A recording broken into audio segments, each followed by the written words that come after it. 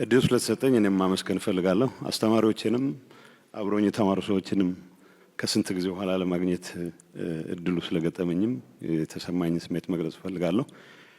ክቡር ጠቅላይ ሚኒስትር ብዙ ነገሮች አንስተዋል። እኔ ጥያቄ ነው አስተያየት እርግጠኛ አይደለሁም ሰጠው፣ ግን ለፕሮፌሰር ባህሩም አንድ ኖቲስ ማድረገው ፓተርን አለ በኢትዮጵያ የምሁራን ታሪክ። ጠቅላይ ሚኒስትሩ እንዳስቀመጡት ከዘርዓ ያዕቆብ እስከ ተስፈኞቹ ብለው ያስቀመጡት ግምት ውስጥ አስገባ እስካሁን ያላሸነፍ ነው የሚመስለኝ ፊውዳሊዝም አላሸነፍ ነው የሚል እምነት አለ። እንዴት እንደምንገልጸው አላቅም። ቢኮዝ ስታተስ ይቀይሩ ይሆናል እንጂ በሁሉም መድረኮች ላይ መሬት ነክሰው የያዙ መሬት ላይ ባላቸው ቁጥጥር ላይ ተመስርተው አዛዥ ናዛዥ መሆን የሚፈልጉ ሰዎች በየደረጃው ማየታችን አልቀረም።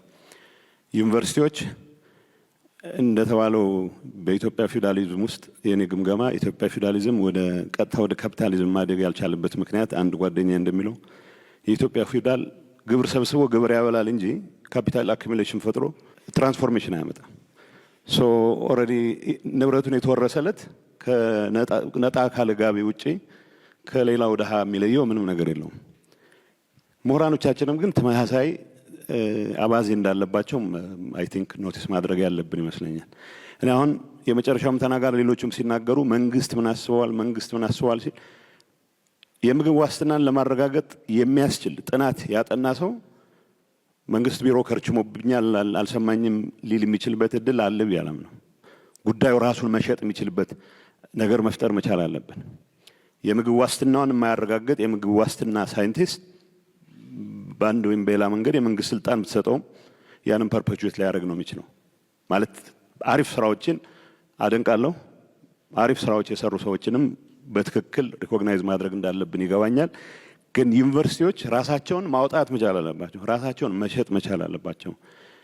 አይ ቲንክ ተስተነጋሽ ይመስለኛል። አበበ በሶ በላ ብለን አስተምረን በሶ ከምን ይሰራል ብለን እየጠየቅን ትውልድ ማነጽ አንችልም ይላል።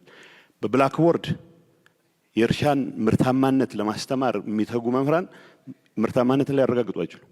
አትሊስት ወጣ ብለ አሁን ቅድም ጠቅላይ ሚኒስትሩ ሲገልጹ ነበር አንዳንድ ቦታዎች ለምን እስካሁን አላየናቸውም ብለን መጠየቅ ያለብን ቦታዎች አሉ። የወንዝ ዳር ልማት የሚባለው በሄድኩበት ሁሉ ይህንን ለምን አላሰብነውም መባል መቻል አለበት። ዩኒቨርሲቲዎች ሲሰራ ማድነቅ አንድ ነገር ሆኖ የጥናቱም የፈጠራውም አካል ሆነው መንቀሳቀስ የሚችሉበት ሁኔታ ካልፈጠርን በስተቀር ያው ታሪካችን የአንድ ማህበር ሊቀመንበር ሆነ ከጀመርክ 20 ዓመት ሙሉ ሊቀመንበር ነህ። የአንድ ኤንጂኦ ኃላፊ ሆነ ከጀመርክ 20 ዓመት ሙሉ ኃላፊ ነህ። ሰው ፖለቲከኞቻችን ከዛ የተሻለ ሊማሩም ኤክስፔክት አይደረግም። እንደተባለው መጋፋት አያስፈልገንም። ተቋሞች ለመገንባት በሚደረጉ ጥረት ግን ዩኒቨርሲቲዎች ከማንም በላይ ኢኒሼቲቭ መውሰድ ያለባቸው ይመስለኛል። አዲስ አበባ ዩኒቨርሲቲ 75ኛ ዓመቱን ሲያከብር በትክክል መስራት ሪፍሌክት ማድረግ ያለበት የዚህ አገር ትራንስፎርሜሽን አካል ለመሆን የመንግስት ፍቃድ አይደለም መጠየቅ ያለበት፣ ተጋፍቶ ነው መግባት ያለበት። ይሄንን መልእክት ለማስተላለፍ ነው። አመሰግናለሁ።